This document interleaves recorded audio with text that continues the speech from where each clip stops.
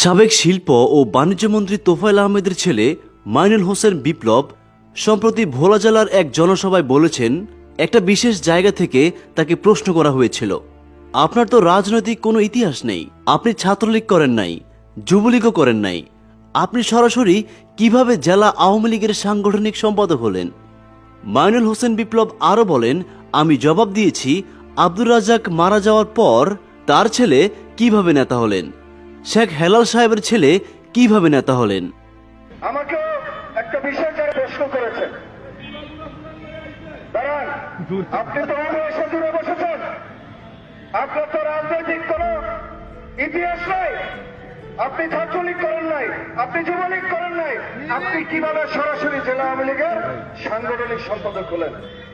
উত্তর দিয়েছে জাতীয় নেতা রাজ্জাক সাহেব, বরং রাজ্জাক সাহেবের ছেলে তার মারা যাওয়ার পরে কিভাবে এমপি হলো। আমাদের শেখ হেলাল সাহেব, তার ছেলে শেখ তন্ময় সাহেব কিভাবে এমপি হলো। প্রশ্ন করে উত্তর দিতে পারেনি, মুখ বলা হয়ে গিয়েছে। বলেছি আমি তোফায়েল আহমেদের সন্তান, তোফায়েল আহমেদ যতদিন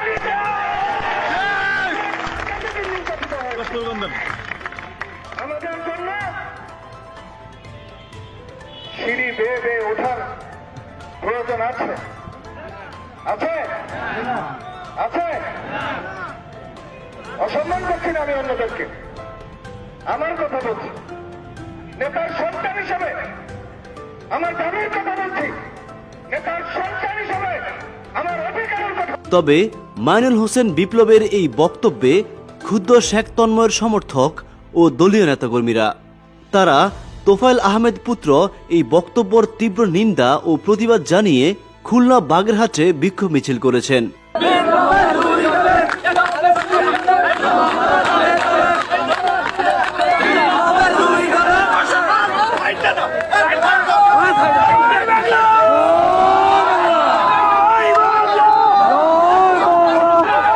ক্ষুব্ধ ভোলা জেলা আওয়ামী লীগের তোফায়েল বিরোধী গ্রুপও। প্রিয় ভিউয়ার্স, মাইনুল হোসেন বিপ্লবের এই বক্তব্য আর ভোলা জেলা আওয়ামী লীগের মধ্যকার দীর্ঘদিনের গ্রুপিংয়ের কথা একটু পর বলছি। তার আগে অনুগ্রহ করে আমাদের ইউটিউব চ্যানেলটি সাবস্ক্রাইব করুন আর পাশে থাকা বেল বাটনে ক্লিক করুন। আর ইতিমধ্যে সাবস্ক্রাইব করে থাকলে আপনার মতামত পরামর্শ জানান কমেন্ট বক্সে।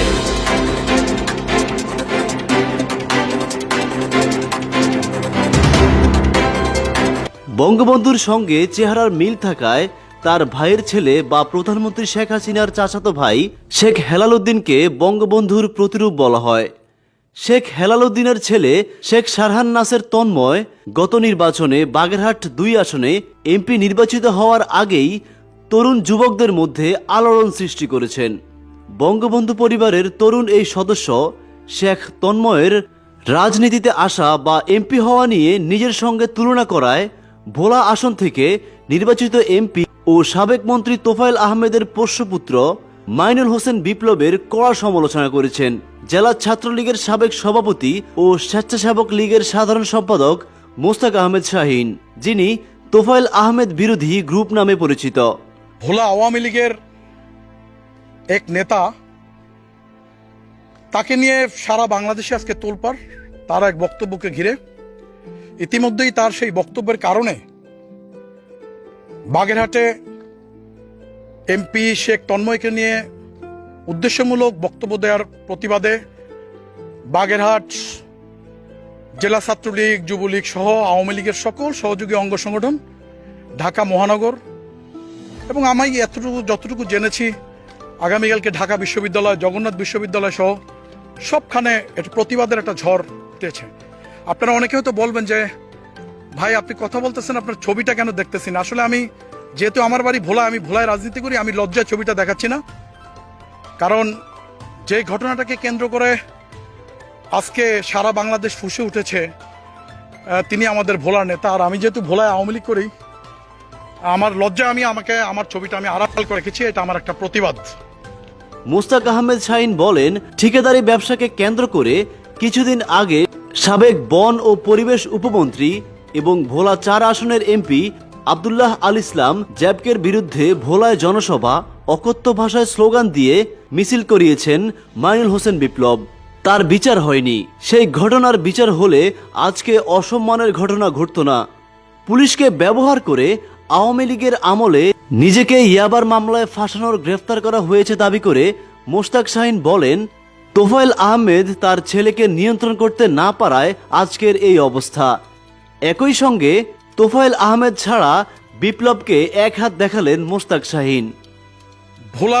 ভোলা 4 আসনের এমপিকে যে অকথ্য ভাষায় আপনার স্লোগান দিয়ে মিছিল মিটিং করে তার গালে জুতা মেরেছেন, আর সেই ঘটনাটা, সেই ভোলা 4 আসনের এমপিকে অপমানের সত্যই যেন আজকে অন্যভাবে সারা বাংলাদেশে, এই শহরে আপনাদের রাজনীতি করেছি, আওয়ামী লীগ করি, কিন্তু কথায় কথায় আমার বৃদ্ধা আম্মার সামনে থেকে আমাকে যখন তুলে নিয়ে রাতে ইয়াবা মামলা দিয়েছেন, আমি যখন আমার এলাকার এক মুরব্বীর জানা যায় সেখান থেকে তুলিয়ে যখন ইয়াবা মামলা দিয়েছেন, জেলখানায় নামাজ পড়ে কেঁদেছি আর বলেছি যে আল্লাহ, আজকে তারই অপমান।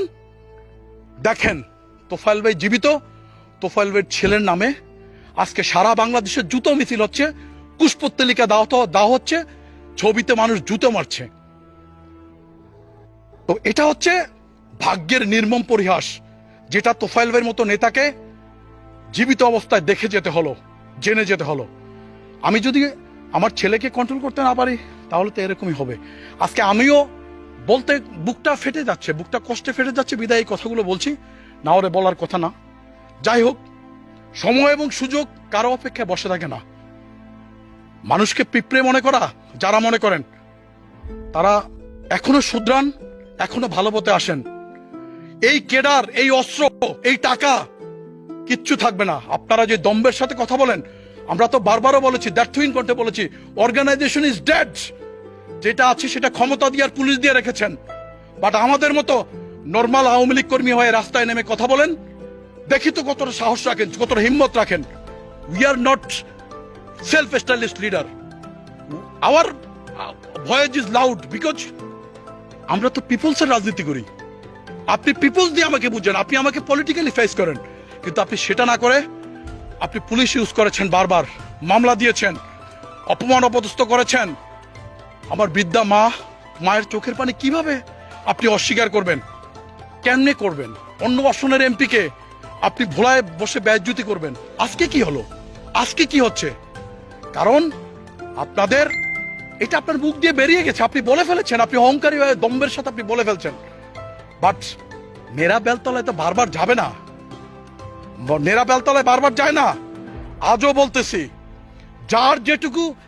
যেটুকু জোরে কথা বলেন, এটুকুর পিছনে মানুষ তো একজন, সেটা তোফায়েল ভাই। ভোলায় যদি কিছু থেকে থাকে তোফায়েল ভাইয়ের আছে।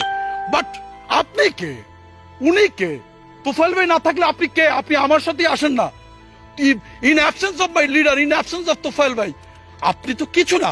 ভোলায় তোফায়েল ভাই রাজনীতি করেছি আমরা, মানুষ আমাদেরকে আওয়ামী লীগের কর্মী হিসাবে চিনে। You are not leader of Awami League. আপনার জন্য আজকে আমি চেহারা আড়াল করে রেখেছি, লজ্জায় আমি লজ্জিত।